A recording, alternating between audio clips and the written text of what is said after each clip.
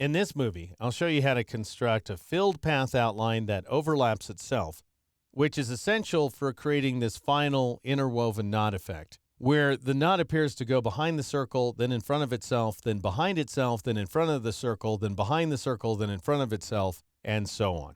So I'll go ahead and switch back to my illustration in progress. We want to turn off the Live Paint number 1 layer, then click on the Primitives layer to make it active. Go up to the flyout menu icon and choose Duplicate Primitives. So you can duplicate a layer even though it's hidden. Now I'll go ahead and drag that Primitives copy layer to the top above Live Paint number 1. Don't drop it inside Live Paint number 1 or you'll end up creating a sublayer. You want to put it on top there.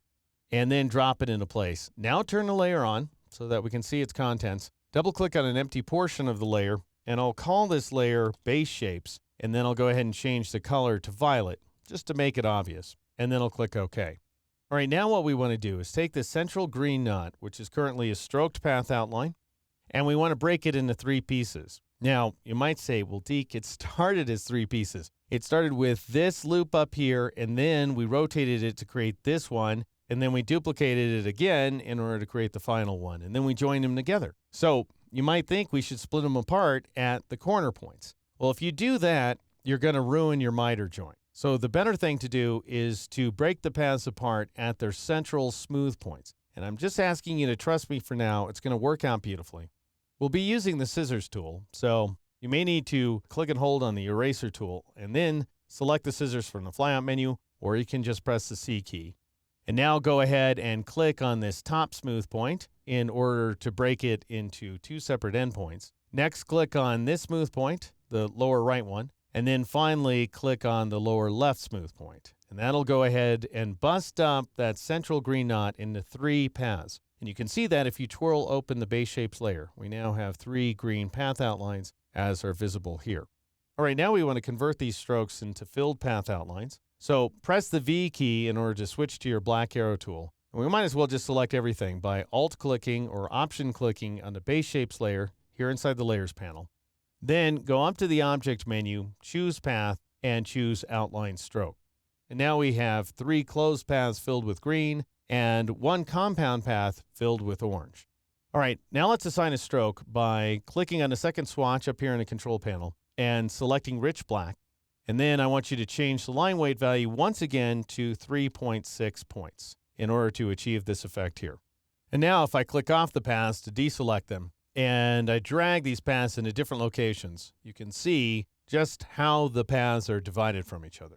All right, now we need to join them back together. And this is where things get a little tedious. It's quick work, but you got to reperform the same steps over and over again. I'll press Ctrl-Z or Command-Z on the Mac a couple of times in order to put those paths back in place. And then I'll press Ctrl-Y or Command-Y on the Mac to switch to the outline mode. That'll make it easier to select the paths and join them together. And I'll press the A key to switch to my white arrow tool. Now I'll go ahead and zoom in on my artwork, a couple of clicks here, so I can better see what I'm doing. And I'm going to marquee these 2 intersecting segments right there, the ones at the top of the central portion of the knot. And you just want to marquee around the segments. Don't marquee around the anchor points. Just create that small marquee around the segments like so, and then press the backspace key or the delete key on the Mac in order to get rid of them.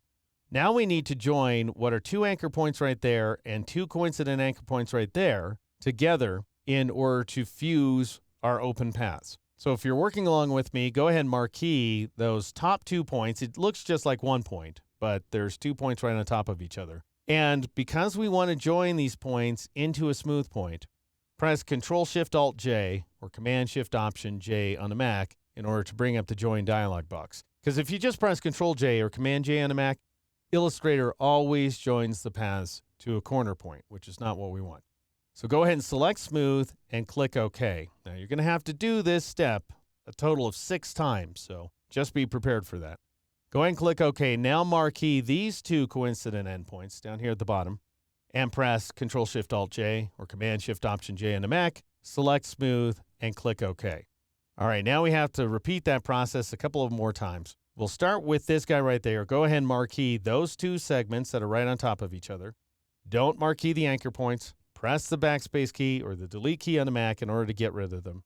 Then marquee these 2 coincident anchor points and press Control-Shift-Alt-J or Command-Shift-Option-J on a Mac, select Smooth, click OK. And I just want to demonstrate that we do indeed have two disparate endpoints at each of these locations. I'll go ahead and press Control-Z or Command-Z on a Mac to undo that move. I'll marquee those two endpoints, and I'll press Control-Shift-Alt-J, Command-Shift-Option-J on a Mac, select Smooth, click OK. We only have to perform that trio of operations one more time. Go ahead and marquee these two overlapping segments, and then press the backspace key or the delete key on a Mac to get rid of them.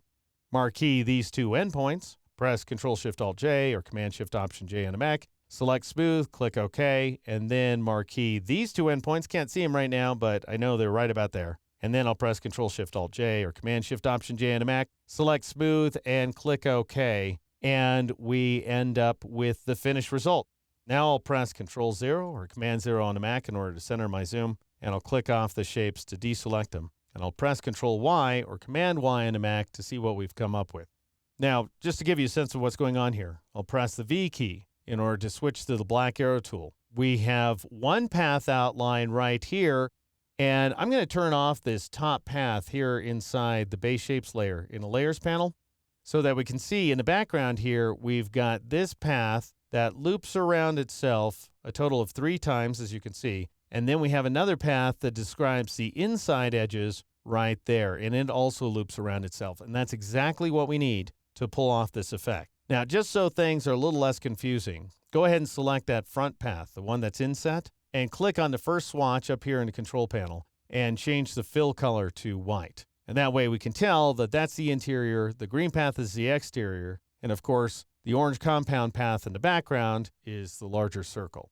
All right, gang, that's how you go about creating a couple of closed path outlines. They're really just going to describe one closed path system that overlaps itself. In the next movie, I'll show you how to use the Live Paint feature to weave all these paths together.